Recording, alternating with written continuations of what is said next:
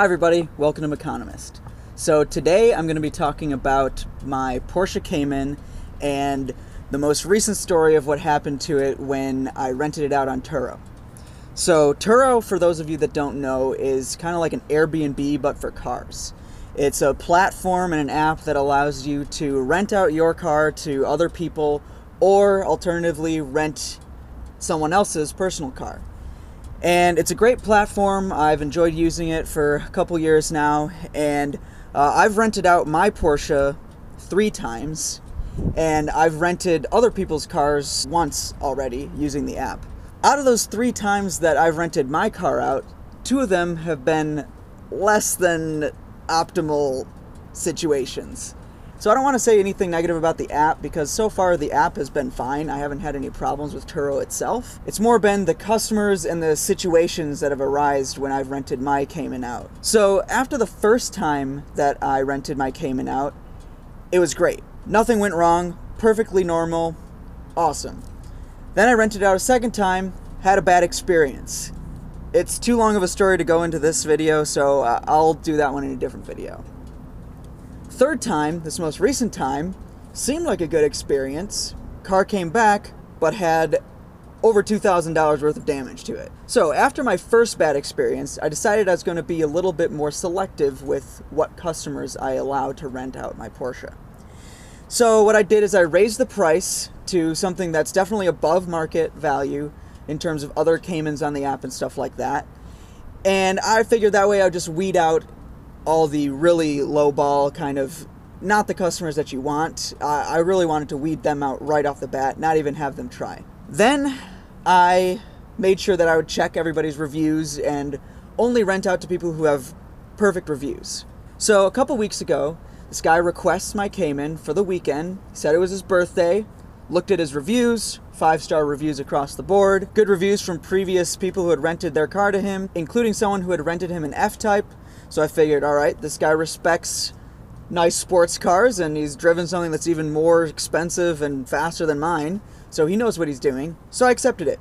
He was going to pick up the car at 8 p.m. on a Friday, which I normally wouldn't do because I don't like meeting strangers in the dark. But in this case, I met him in the most well-lit place that's very public, close to where I live, but not so close that he would know exactly where I live. He shows up in a truck, meets me, his ID checks out, seems like a really nice guy. He saw that I was wearing a Ford jacket, and so he showed me his Ford Bronco that he has, and it's been kept in perfect condition, and it's a manual, so I knew that he could drive a manual and wasn't going to ruin my clutch. And so I gave him the keys and took photos of everything, and off he went. So he was going to return the car to me on Sunday. He was being very communicative, texting me back when I said, hey, how's it going? He texted me saying, hey, it looks like the tire pressure's low. I said, don't worry about it, the TPMS is broken. And then he requests an extra day. So I figured, hey, he must be really enjoying the car. It's fine for him to return it to me on Monday. I can move my work schedule around a little bit, no problem. I did ask him to return it at 7 instead of 8 p.m. just so that I could see it in daylight and make sure everything was all good. Monday rolls around. I haven't heard from him in about 24 hours, so I text him, hey, we still good to meet up at 7? He said, yeah, no problem. Starting to get closer to 7, haven't heard from him again. I texted him, hey, where you at? He said that he's running a little bit late. Bad traffic. Okay, fair enough. It's Houston. I get it. Traffic sucks. So 7 p.m. rolls around and he's still not there, and so I text him again and he's like, hey, I'm real close, I'm just getting gas at the local gas station. So he shows up a little bit late, about 15 minutes late. Not a huge deal, but the car looks like it's in perfect condition.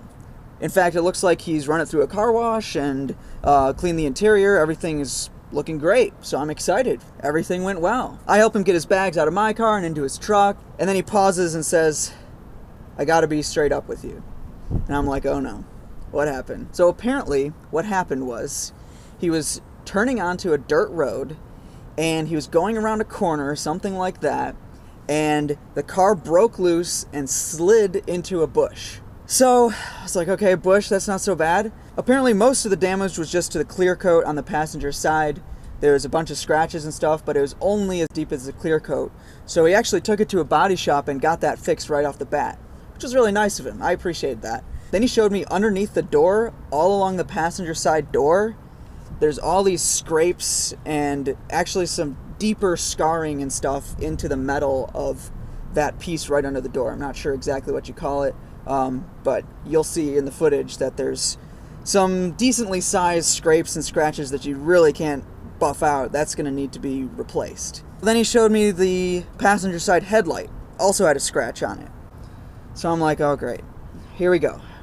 I was a little bit upset, I'll admit, but I was polite about it. I was like, hey, look, we're going to get this taken care of. You have insurance, I have insurance. We have insurance through the Turo app. I'm sure it'll be fine. And I have to say, I was impressed. I mean, he had a lot of integrity. I know how much it sucks to break something expensive that belongs to someone else. And it took a lot of balls to just come out and say it and be perfectly honest. So I appreciated that. The guy even gave me his business card, which has his work phone and where he works and everything like that. So I feel pretty good about this getting resolved. So I had to go on a business trip right away after I got the car, and I didn't get back until a couple days ago. And I finally took it to the body shop and got a quote. This quote knocked my socks off. Because if you see the damage, I mean, yeah, it's damaged, and clearly that piece is going to need to be replaced, but the price on that quote was crazy. $2,642.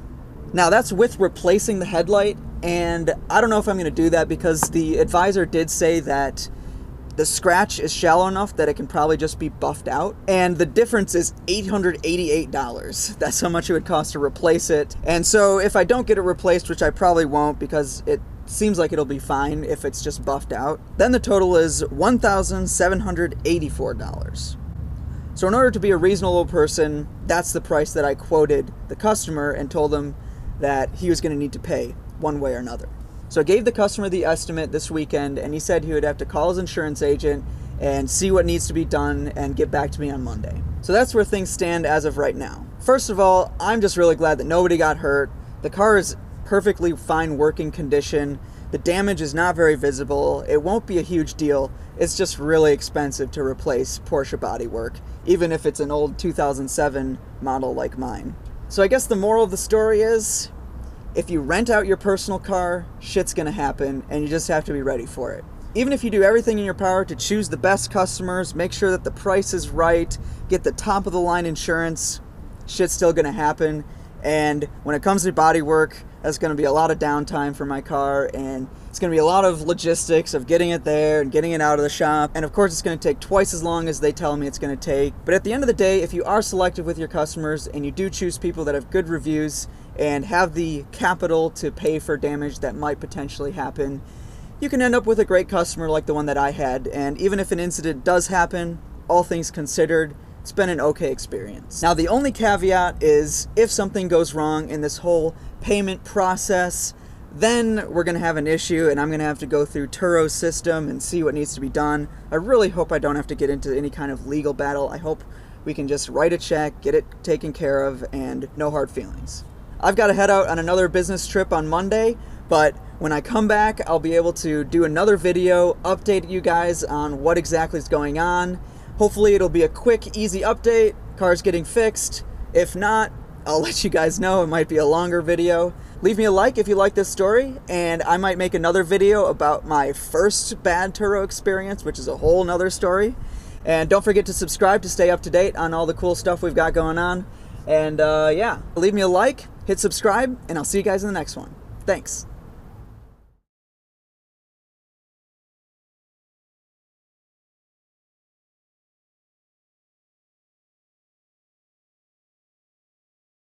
See it in daylight and make sure everything was all good.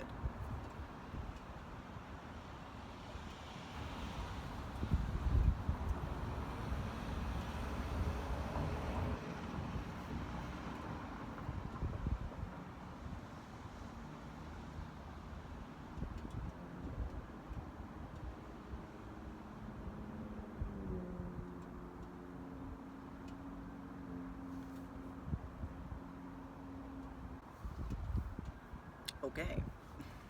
I know how much it sucks when you damage something expensive that belongs to someone else, so I really appreciate him being...